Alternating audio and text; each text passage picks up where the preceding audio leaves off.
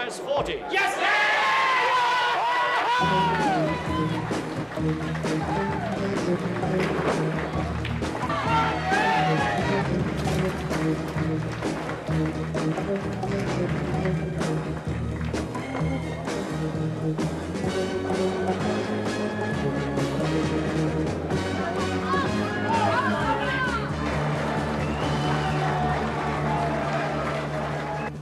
Now then, today the Grand Prix of the Indoor League, men's darts. We've already seen the lasses in action on the treble board. Now it's the turn of the fellas. They reckon about 10 million people play darts regularly in Britain, and we've got 16 of the best. More champions on show than at Crufts, more internationals than Don Revy's got at Ellen Road. Darties like Alan Evans of Wales, the co-chief of match play arrows. Is that a 60? I think it is. My goodness, he's tremendous, isn't he? 180! 180! And that's it! Tony Riddler of Wales, only 20 years old, but with the poise and coolness of a veteran. A lot further in front because that's 60. It is at 120. I think it might be. 180! And you've seen it again, folks. Bob White, the Scottish piper, who interrupted his work in Holland to come and top oil with the best. 140! Can't see Church. Ron Church, a lanky lobber from London, who gets through opponents as fast as he can so he can dash back to the bar. The ball, he had a chance, a very, very long odd chance, but he didn't go. And Tommy O'Regan, acknowledged by the top players as the top player. I think he must have heard me as well. 140! 140. And Ever seen out like that before? There's just a few who'll be aiming for a top prize of 150 quid. In a couple of ticks, we'll be featuring a first-round match between Ivor Hodgkinson, the reigning News of the World champion, and Frank Croller from Lancashire. But first, a look at some other games we'll be concentrating on over the next few weeks. Table skittles. And table football with slow-motion action replay. A real sporting feast to get your teeth into. Now for our first men's darts match. It's between Ivor Hodgkinson from the Midlands, the 1973 News of the World champion, and Frank Croller, a relative unknown from Manchester. Hodgkinson, in play now, won the first leg, but it's the best of three, and Dave Lanning's providing the chat. slipped a little bit onto the right 81. there. 81 scored, though, very steady. This man does not make mistakes, and this man, Frank Croller, the Lancastrian from Newton Heath, Manchester, still fighting, still battling, still fighting, still battling. 140! 140 there. He really is having a go. Oh, that was an unusual shot from the champion. It looks like 312s. Can't find the 20s this time. 61! Could we see the champ being rattled by this phenomenal scoring from Croller? 100 and 140 so far in this second leg. Terrific stuff, and he really is banging them in. 60! So Ivor Hodgkinson with one leg under his belt, the usual darting physical phenomena, and just seeming to lose his touch. Shouldn't have said it. That's a 60. 64! 64, so unlucky. Tried to go for the double. Frank Croller now well in front, nearly a ton up.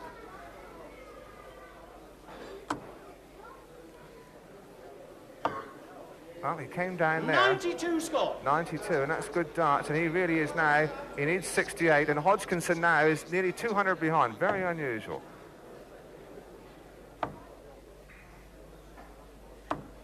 He's missed again, 30. Requires 68. 68 he wants, so he'll probably go 20, 16, double 16, I would think. He's missed the 20. He's going to come down. He must come down for an odd number. That really is a bit of a blow for him. Frank Croller needed this one. He's got 18. That's the ball. Oh, unlucky. He wanted the ball. What did he get? Now he wants 37, so now Hodgkinson needing 224 and needing to pull out a really big score, an impressive score here. He's trying so hard. 26. And got 26. Requires 37. So 37. Now, which way will he go? That looks, yes, it looks like 1-5. No, it's a double 5. Is it a double 5? It is a double 5, referee Jack Price, so he now needs 27. 27. He has 11. He needs 2 6s, and he just can't do it. Sorry, he needed 2 8s there. 16 he wanted 2 8s. So now Hodgkinson living on borrowed time, one feels, but living handsomely on it too. 100. 100 and he's down to 98, and now Frank Crowler with the opportunity looking at him right in the face. He needs 2 8s and that'll do. He's gone back level. So Frank Crowler makes it 1 apiece, and all to throw for as we pick up game 3. So it's Ivor Hodgkinson, the reigning champion from Nottingham, getting the vital first darts away in the third and decisive leg. 20, 40, 60, steady enough. Frank Crowler, he licked the champ in the last leg playing beautiful darts. 20. Oh, 80, terrific stuff. 100. 100. Hodgkinson, the champion, with his back to the wall. But this man loves a challenge. 20. Is that a 40 or is it a treble? I can't quite see. It's only 1. It's 60 scores, so that's 2 60s. Crowler open with a ton. The ton-up boy from Newton Heath. Lost his touch there. That's a 5. That's 25. That's 45. 45 scored. So now breaths are beginning to be held at Indoor League, because now the pressure is beginning to build up. You can feel it, you can almost taste it. 45 for Ivor Hodgkinson, not the sort of darts from the champion, but never mind. There's still a long way to go, and Frank Crowler from Newton Heath has not lost his cool. 60. 60 scored, so that puts him, yes, that just puts him in the lead. That puts him in the lead by some 30 or 40 on the scoreboard. You can see it for yourself. So Hodgkinson really has got to find a big score from somewhere. 45. 45, and that's not good enough. So are we going to have some drama? Are we going to have sensations? Frank Crowler, meantime, gallops on like a runaway rocking horse. 95. 95, and that's good stuff. And now he's building up a lead. He's at nearly 100 in front now. So Hodgkinson has got to show his style, his skill, his amazing grace on the dartboard. And he hasn't done it this 85. time. There, just in time. 85. There is exactly 5 in it, plus these that Frank Crowler from Manchester scores. Oh, it's just too much. 150. Too much. That's terrific. And now Frank Crowler's really in a strong position because he only needs 61. Hodgkinson with the pressure on. Are we going to get a sensation? 100. He's replied beautifully. He wants 61. He wants 61. Which way will he go? That's 25. 291. Yes, it's out. Oh, what a terrific shot. He went 25-18, 290 wanted, and Frank Crowler from Manchester has been the champion, and that's the first major sensation of this indoor league. The champ goes out. Crowler's opened it wide open. Tremendous finish, tremendous darts, and we wonder what's going to happen next. There's nothing people like better than to see a favourite beaten. Hodgkinson joins the ranks of the also throne. Crowler finds himself with a lot of followers. We'll take a break now. In part 2, table skittles, American pool and table football. I'll see there.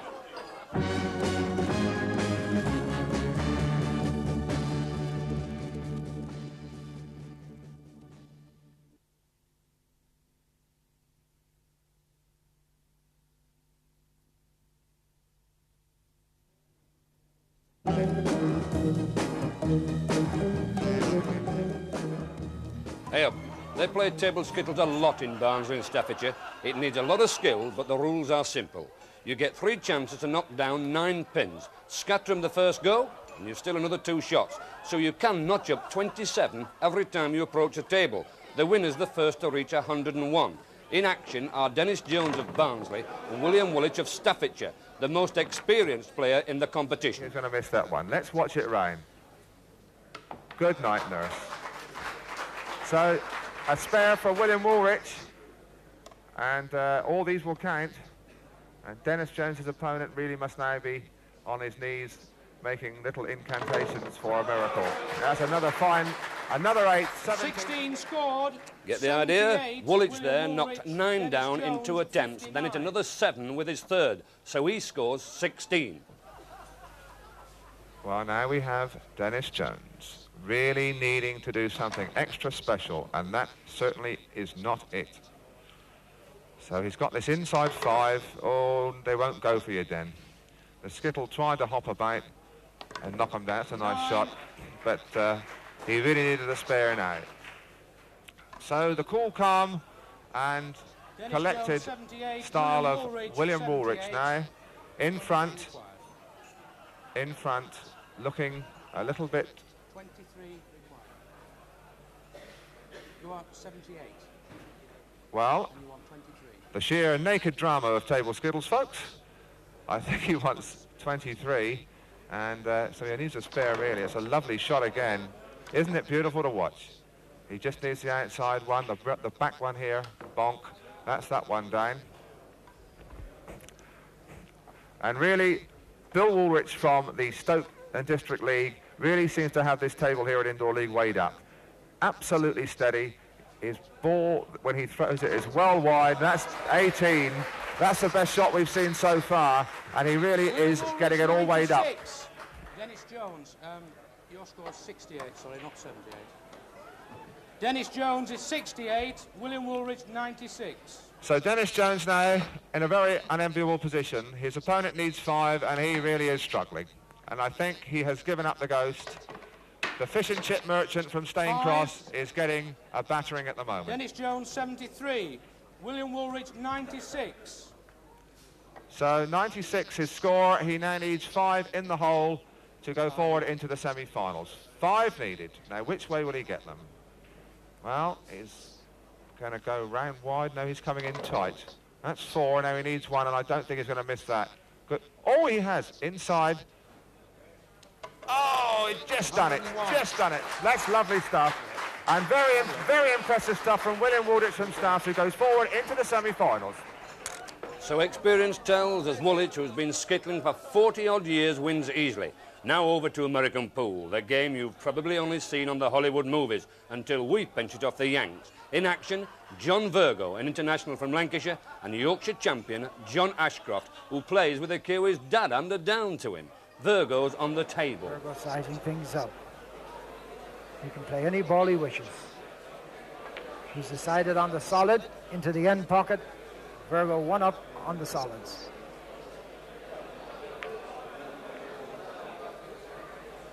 Making it 2-0. So Johnny Virgo up on John Ashcroft, 2-0. Into the end pocket. He's made it 3-0. Johnny Virgo must be happy about this. Another into the end pocket. And he's made it cleanly and confidently. 4-0. Virgo studying things, taking his time. Johnny Virgo from Rochdale is now leading. 2 balls off his black.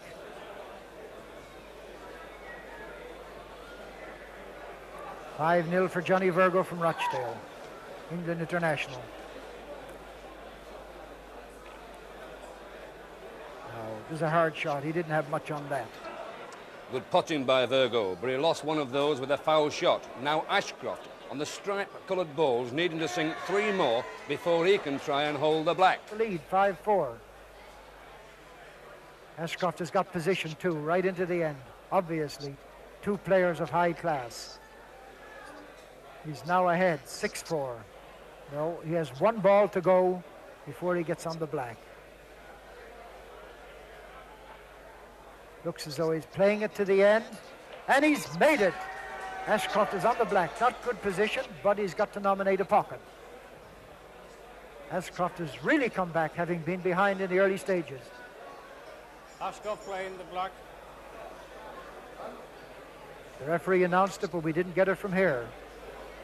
What pocket is Ashcroft playing this black? This is the vital moment, both for Virgo and Ashcroft. Playing the back, bottom left-hand pocket. Bottom left-hand pocket is the decision. That's where it has to go. And he's bringing it back. He's bringing it. Oh! A regular cliffhanger. How close can you get? Now, what's Johnny Virgo going to do with that? What is he going to do? The black's a sitter, and yet he can't afford to touch it. Just what is he going to do? He's on the horns of a dilemma here, all right, for sure. He'd best go for his balls and let the black take care of itself. He's lost the game. Just what we expected. Foul stroke by Virgo. John Ashcroft wins. Ashcroft. A foul shot from Virgo gives Ashcroft the first frame. Virgo hit back to win the second, so now it's the decider, with Ashcroft leading by 2 balls to 1. Well, he's pulled himself out of a shot there. That's a good one for Ashcroft and gives him a 3-1 lead. Ashcroft, the Yorkshire champion, now playing 3-1 in the lead. Johnny Virgo from Rochdale trailing now 4-1. At this stage, Ashcroft looking very good indeed. Both players playing good position.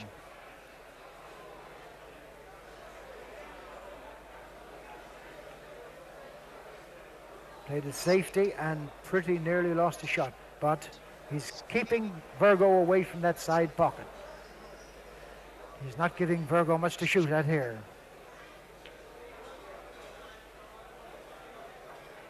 And leading Ashcroft now comes to the table 4-1 ahead.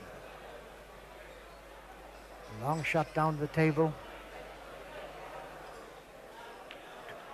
Into the end pocket to make it 5-1. Yorkshire's hopes are high now. There's no doubt about it. Ashcroft seems to be heading for victory. But in pool, you never know. Those balls can come back on the table, and don't forget that bogey 8 ball. He has a ball over the side pocket. He's turned it down. He's going for one at the end and play position to the middle for sure. He should come back up.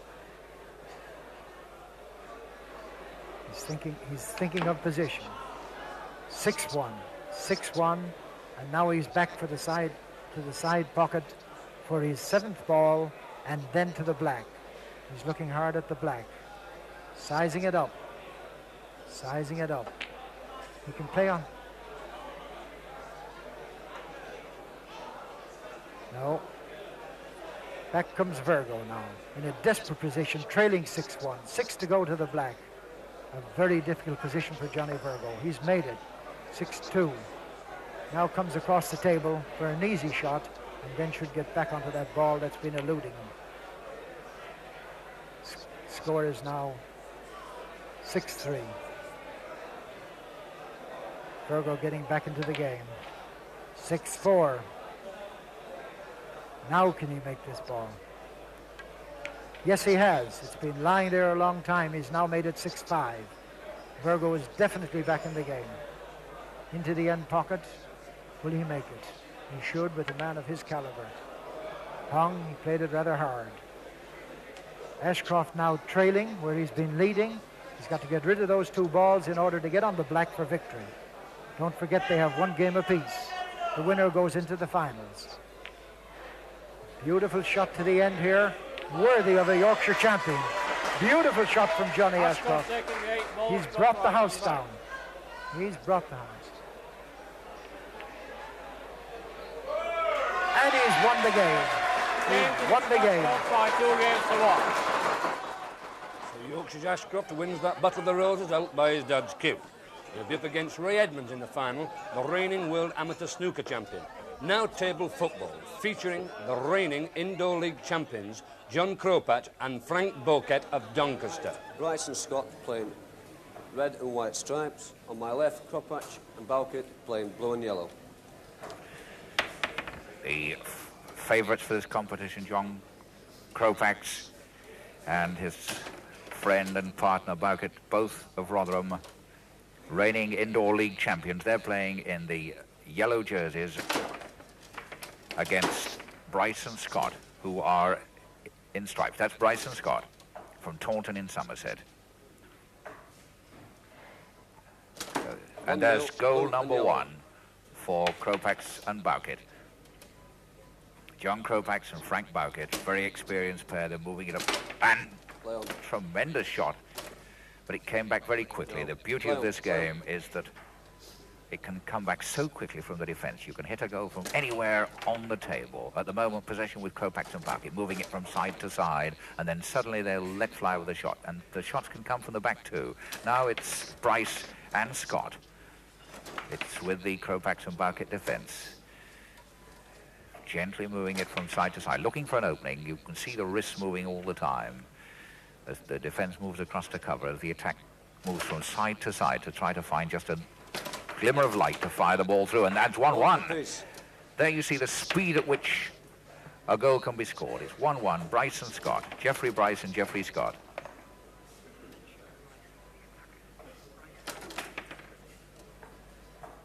It's Geoffrey Bryce of the striped who is in the attack position, and Geoffrey Scott who's in the defence position. It's Scott that's in having to move across now and watch the attack. Keep the game going, lads.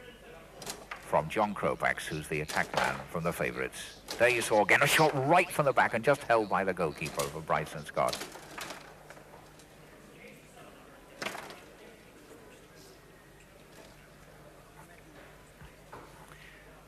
Now it's the pale jerseys, the yellow jerseys of Kropax and Bowkett. Now the defence, the red striped defence of Bryce and Scott. And tight, close game. There, Bryce and Scott, the Taunton-Somerset pair. And there, a rather gentle shot which caught the goalkeeper out. And that's Kropax and Bowkett from Rotherham, 2-1 up.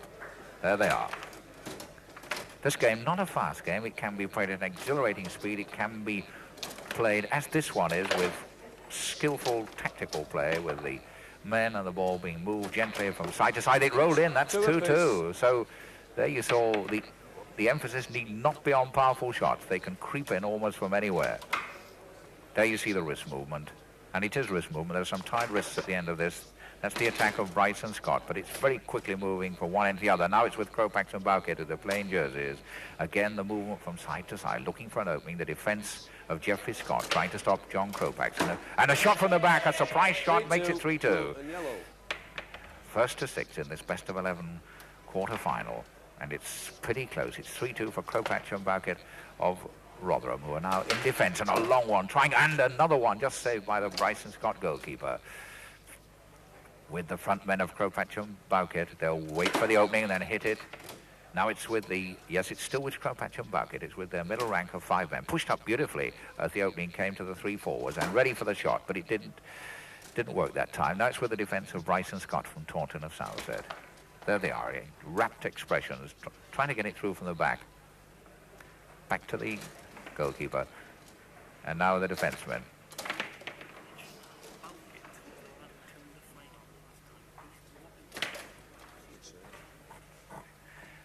Bryce and Scott now trying to get back to 3-all. It's their attack men. Now the defence of Frank Bowkett. Stop. It's in the middle. The referee will have to put the ball in motion again, dropping it on the centre line. There you have Bowkett and Kropax. And it's with them at the moment, pushed up to their front rank. They're 3-2 up.